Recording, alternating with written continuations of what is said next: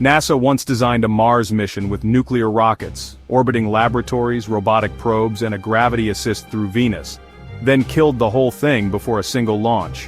What happened? And how did politics, not engineering, lock us out of the red planet? Stick around, because comparing the bold ambition of 1969 with today's Artemis-driven and space-fueled roadmap will change the way you think about our chances of making humanity's next giant leap. Before we jump in, I have a quick favor to ask. We're just getting started, and your support really helps us grow. So if you're enjoying this, please hit the like button and subscribe. Thanks so much. And now, let's dive into today's mystery. Imagine a world where the first humans set foot on Mars, not in the distant future, but before today's younger generations were even born. That was the picture laid out in 1969 when NASA engineers proposed a mission that looked far more advanced than the one we're still waiting for today. At the center of it all was Wernher von Braun, already famous for guiding Apollo's Saturn V. Instead of resting after the moon landings, he and his team sketched a new proposal. This time, not for a flag-planting sprint, but for a permanent foothold on another planet. Von Braun's Mars concept called for two enormous spacecraft to travel together across interplanetary space. The idea was bold but practical: redundancy. If one ship experienced a major failure, the other could serve as a backup, carrying the whole crew safely home. Each vessel would essentially be a mobile habitat, complete with shielding, laboratories, and enough life support to last for years. Unlike Apollo's minimalist design, this was architecture with safety layered into every choice. The propulsion system that made this even remotely feasible was nuclear. Engineers at the time were testing engines under the NERVA program, promising far greater efficiency than chemical rockets. A nuclear thermal rocket could cut the travel time by months, reducing radiation exposure and shrinking the risk of psychological strain during long missions. To planners in 1969, chemical propellants simply weren't practical for a sustained march out to Mars. Nuclear power didn't feel like an optional upgrade, it felt like the only road forward. Survival of the crew drove every major decision. Long stretches of weightlessness were considered unacceptable for astronaut health, so designers added rotating habitats to provide artificial gravity. The living areas were drawn with ordinary shirt-sleeve conditions, so astronauts wouldn't need to wear bulky suits inside. It was imagined like an orbiting town. Workspaces, sleep areas, and communal rooms where the crew might gather for meals. By the standards of the time, it read less like a military capsule and more like science fiction made real. Even the landing strategy reflected caution. Before risking human lives on the Martian surface, robotic spacecraft would be sent to scout. They would map out safe terrain, deliver supplies, and place equipment so the first astronauts could depend on a ready-made foundation when they arrived. This wasn't a quick dash, but a coordinated sequence, a step-by-step progression intended to minimize surprises. Here's the surprising part. This wasn't just artwork in a concept study. NERVA engines had already fired successfully on the ground, showing measurable thrust and high efficiency. Budgets were being laid out, test flights imagined, and sequence diagrams drawn in meticulous detail. If the planet moved forward, astronauts could have walked on Mars as early as the 1980s. And yet, despite how close it seemed, the vision disappeared faster than it emerged. Why would a program with this much detail collapse before even starting its first trial? So, if the technology was already sitting on the table, why didn't we plant a flag on Mars decades ago? After Apollo, many inside and outside NASA assumed the red planet would be the logical prize to claim next. The United States had just demonstrated it could land people on another world, so the expectation was that engineers would expand that momentum into a permanent roadmap. First the Moon, then Mars, and eventually beyond. At the time, it didn't seem like science fiction. It seemed like a straightforward extension of what had already been achieved.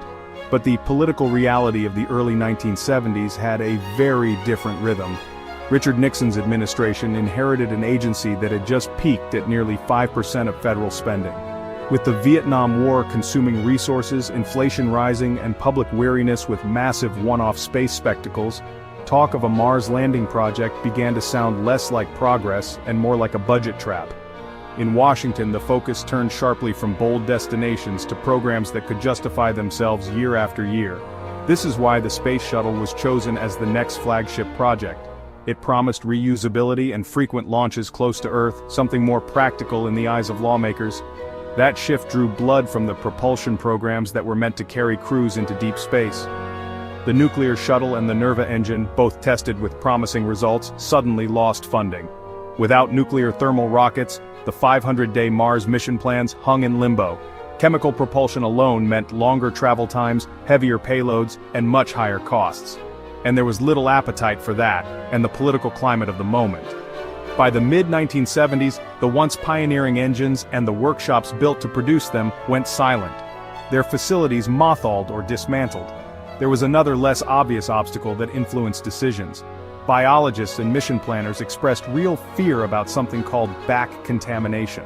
The concern was that soil or microbes from Mars could accidentally be brought back to Earth and trigger unpredictable consequences. As a result, some NASA studies proposed sending robotic missions first that would collect samples and return them for study before a human crew even tried to land. This additional step further increased costs and stretched timelines, which only gave critics more reason to call the entire project an overreach. Gradually, the grand vision splintered into smaller, more manageable experiments. Instead of funneling resources into an Apollo-style push, NASA turned toward orbiting platforms like Skylab, robotic probes like Viking, and then the decades-long investment into the shuttle program. Each project answered important questions, but none of them formed a continuous path to Mars. It was as if the dream of a single interplanetary arc broke apart into a set of scattered puzzle pieces. So, in the end, the reason humans never arrived on Mars in the 20th century wasn't a lack of engines or spacecraft designs. It was the political winds, shifting priorities and financial limits that closed the door before the first launchpad test could even happen. Which raises a new question. If politics shut down the Mars dream, then what about now? Do today's attempts rely on a stronger foundation, or are they just as vulnerable to the same forces? 50 years after that first grand blueprint was shelved, Mars has once again moved into the spotlight. You see headlines about it nearly every year. Government roadmaps, private company test runs, even animated videos of sleek spacecraft touching down on the red planet. But how much of this is truly new? And how much simply echoes those old sketches from 1969? The answer is a mix of both familiarity and reinvention. NASA's public roadmap today often goes under the name Journey to Mars. Instead of a single Apollo-style program, it's broken into stages. One of those stages is the Artemis program, which focuses on returning astronauts to the moon.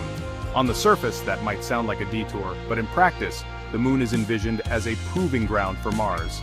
Everything from closed-loop life support to durable habitats to practicing construction with local materials can be tested on the lunar surface first. This builds experience in a location where crews can still return to Earth in a matter of days if something goes wrong. That lunar testbed is crucial when you consider survival on another planet. For example, in situ resource use is the idea that astronauts won't be able to haul all their water, air, and fuel from Earth. Instead, they will need to create it from local materials on the moon or on Mars. That might mean extracting oxygen from rock or hydrogen from ice, proving that technology on the moon offers confidence before we rely on it in the far more isolated environment of Mars. One of the largest differences between then and now is scale of participation. Back in 1969, it was essentially NASA alone, backed by American contractors with minimal international partnership. Today, programs are far more collaborative. The Artemis effort involves space agencies from Europe, Japan, and Canada, and private sector companies build key systems such as landers, rovers, and spacecraft components. This distributed approach broadens the funding sources and pulls in new talent, but it also spreads responsibility across different political landscapes. And then there's SpaceX's Starship. Unlike government programs with cautious stepping stones, Starship is designed as a huge leap. The vision is a fully reusable spacecraft with the capacity to carry large crews and heavy cargo directly to Mars. Its progress has already grabbed attention, raising the possibility that a private company could outpace the official government timeline. While still experimental, the ambition has already pressured traditional agencies to rethink their pacing. The next leap to Mars will not hinge on a single spacecraft launch, but on cooperation grown over decades. What was once imagined as one sweeping mission is now unfolding as a slow exchange of knowledge, technology, and commitment between many players. When humanity builds its first settlements on Mars, those outposts will reveal more than engineering skill. They will show which values we carried from Earth and which compromises we were willing to make. So, stay curious, Follow each new step, and keep asking how politics, technology, and teamwork shape the future we want to see. That's it for today's episode. Thanks so much for watching. If you enjoyed it, don't forget to hit that like button and subscribe so you don't miss what's coming next. We've got plenty more mysteries to uncover together. See you in the next